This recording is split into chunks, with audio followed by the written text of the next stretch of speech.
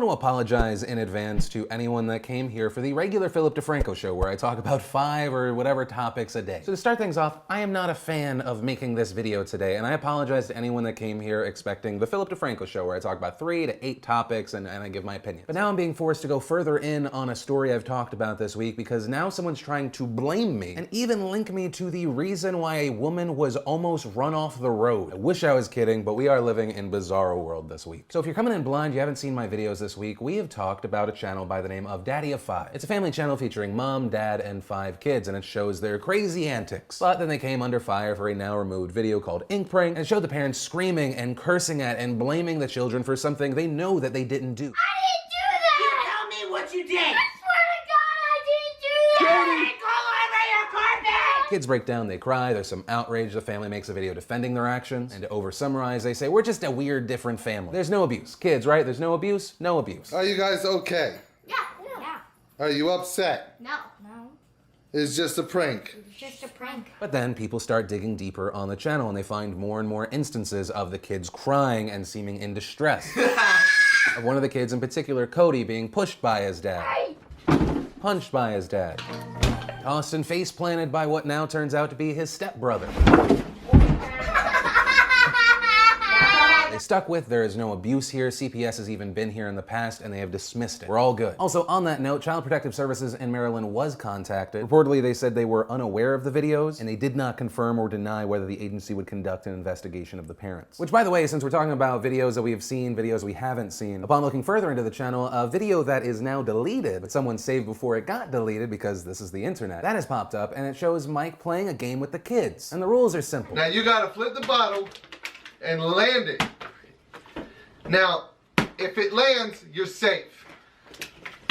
Now, if it don't land, You can't box. the other person gets to slap you in the face. It's probably just a joke or prank, right? And you know you don't hit girls. Yeah, But she's your sister, she don't count. Oh my God! Having kids hit each other for views. Are you fucking anyway? And then last night, a lot happened. The mother and father of the channel, Mike and Heather, did an interview, and they say a few interesting things. They say they don't necessarily fake their videos, it's exaggerated though. They are a little exaggerated and they are edited to make it look like it's a lot worse than it is. Heather going a little further in regards to Cody. Cody is going to grow up to be an actor. I'm pretty sure of that. But some of the videos, his reactions are 100% real, and some of them, they're exaggerated, and he puts on the show. And remember yesterday when we talked about people angry that they didn't take their son Cody to Disneyland because, according to the mom, He put poop everywhere! and to that I mentioned that there was medical literature and there were psychologists that said that people that suffer from PTSD, that have suffered abuse, they are more inclined to doing anything like that. Well, this is how Mike responded. That's one of those things right there that I kept private and didn't want to tell everybody because Cody was embarrassed, but I feel like I have to say it now. Cody, if you watch the video, there is no feces on the wall. What happened was the toilet overflowed. Like, I mean, it happens with 5 kids in the house. Right. It happens. The toilet overflowed.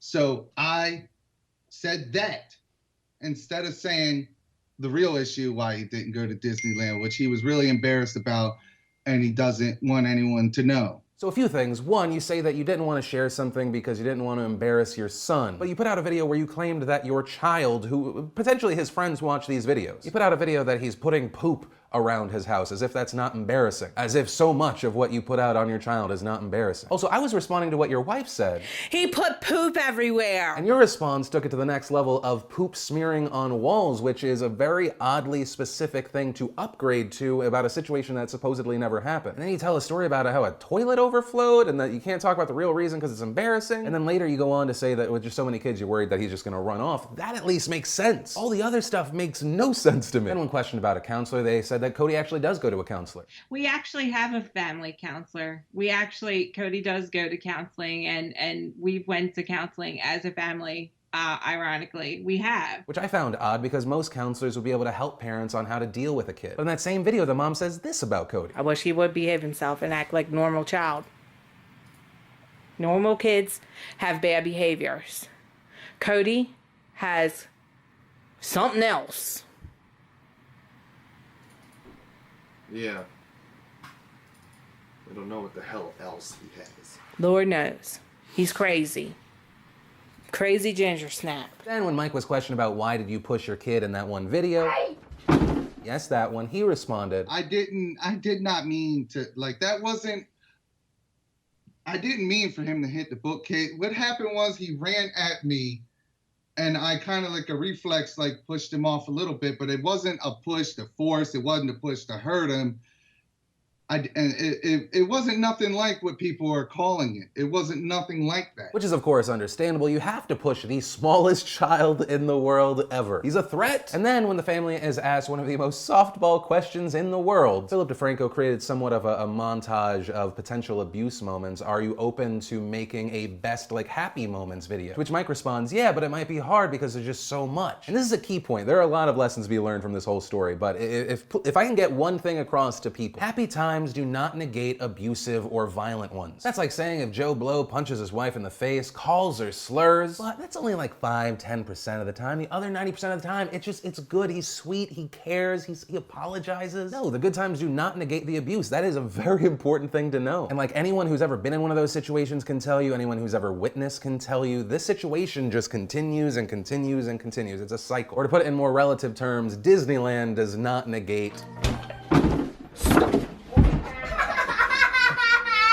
And then even later in the night, the parents from the Daddy05 channel put out a video. It's called Family Destroyed Over False Accusations. And in it, they say that they don't just exaggerate the videos are fake. I don't care anymore. The videos are fake. They're fake. They're over-exaggerated. Some videos are scripted. They're just played out. Although to this, obviously the response now is gonna be, okay, I hear what you're saying, but how is this fake? Oh my God! People are gonna ask, how is that fake or scripted? You organize and put out a video of your kids hitting each other. These are defenseless minors. Then he goes on to say that he's even kind of dropped hints. I put in the video description for entertainment purposes only.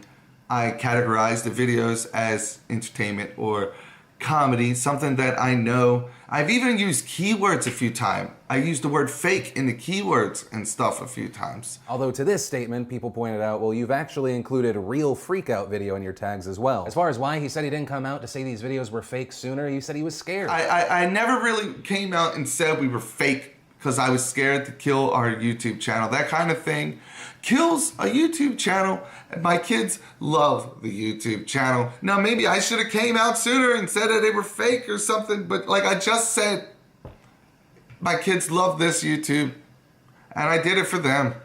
And I'm taking all this hate right now for them. They also say they're gonna change up their style in future videos. And we're going to continue to make videos. If we're able. We're to continue making videos. We might change up our style. Look, And then the dad apologizes. we just want to say sorry. We're sorry if we let anybody down. I'm sorry if we hurt anybody. I'm sorry all this got so out of hand. Now, if the video ended right there and we took Mike at his word, I'd go, wow. He came out with the truth, acknowledged what was wrong, said he was gonna change things in the future and apologize. Except where I just cut that apology clip, he goes on. I'm sorry all this got so out of hand. It would have never got this out of hand if it wasn't for that DeFranco guy. Starting all of this, doing all of this to my family. He's responsible for this. Yes, we did the videos. Yes, I own up to everything in the videos. I own up to it. They're fake. What? Philip DeFranco is I'm as responsible as a security camera in a gas station filming a robbery. Michael, Heather, you are the ones, you can say the kids wanted a YouTube channel. You are the ones who filmed and put out your children being verbally berated. Tell me what you did. I swear to God, I didn't do that! Being scared, being visibly distressed and asking you to leave them alone. I want everybody to leave me alone. I just want to be left alone so I can calm down. And that's not even including the moments where you push your children. Where you punch your children because they're messing with the video. Where the older stepbrother face plants a child. Let's just say we take you at your word and you're not just backpedaling here. It is fake, it is scripted, maybe just exaggerated sometimes. For many people, that might even be more concerning because we already see that you incentivize the kids to do this so they get more views. I'll get you a PlayStation 4 if you get 1 million views. But that also means you script and plan out videos and monetize and profit off of this kid getting thrown around. Which page in the script involved a stepbrother punching Cody in the head? So he was being pinned on the ground and he got kicked in the crotch. Was that just kind of an ad-lib thing? Are they method actors? The mental gymnastics it takes to blame me, to say that I'm attacking your family by reporting on this story, and you don't see that you are 100% the reason for this situation. Yeah, I'm gonna call you Simone Biles. Also in advance, I apologize to Simone Biles for that comparison. You're trying to pin death threats on me, on your wife potentially being driven off the road. Right now we are under severe attack by all kinds of media, by this DeFranco guy. And because of that video, we now have real danger coming our way. Somebody tried to run my wife off the road with the kids in the car. We got death threats coming to us and everything. My kids are terrified. They can't go outside. They can't.